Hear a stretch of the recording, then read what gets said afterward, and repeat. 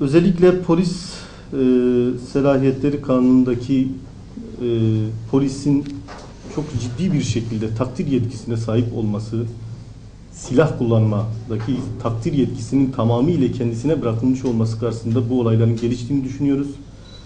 Bu takdir yetkisinin artık can güvenliğini koruma noktasından tehlike arz eden bir noktaya polisi getirdiğini düşündüğümüz için bugün genel merkezimiz, tüm şubelerimiz ve Baran Tursun Vakfı ile birlikte bu açıklamayı yapacağız. Polisin silah kullanma etkisini düzenleyen Polis Vazife ve Salahiyetleri Kanunu'nun 2007 yılında içeriğinde yapılan değişiklik ile polisin silah kullanma etkisi genişletilmiş.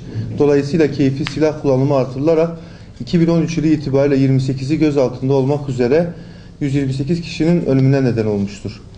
Üstelik bu insanlar dur ikazına uymamak gibi çok sıradan gerekçelerle katledildikleri gibi yakınları tarafından açılan dava süreçleri ve sonuçları toplum vicdanını yaralayıcı biçimde seyretmiştir. Yetkilerini PVSK'dan alarak adam öldüren polis memurları sorumlu tutuldukları cinayetlere ilişkin savunmalarında görevimi yaptım diyerek bu cinayetleri adam öldürmenin görevleri arasında olduğu algısıyla işlediklerini adeta itiraf etmiştirler. PVSK hem polis memurlarının silah kullanma yetkisini genişleterek vatandaşların yaşam hakkını ihlal ve mağdur ailelerini perişan etmiş, hem de polisin katil olmasını mümkün kılarak polisi ve ailesini de mağdur etmiştir.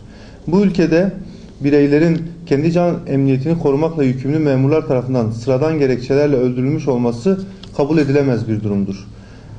Kanunlar bireyin güvenliğini ve huzurunu esas alarak yapılmalıdır.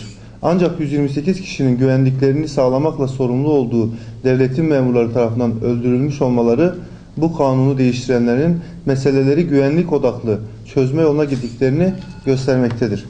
Oysa ki toplumsal huzuru sağlamanın yolu silah kullanma yetkisine sahip memurları aşırı yetkilendirmek değil, toplumsal adaleti sağlamaktır.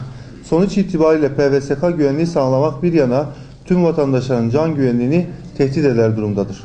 Bizler Mazlum Der ve Baran Tursun Vakfı olarak polisin silah kullanma etkisini düzenleyen PVSK 16. maddesinin bireyin kutsal yaşam hakkını, özgürlük ve güvenliğini esas alacak biçimde değiştirilmesini, bu doğrultuda PVSK'nın uluslararası standartlara uygun olarak yeniden düzenlenmesini talep ediyoruz.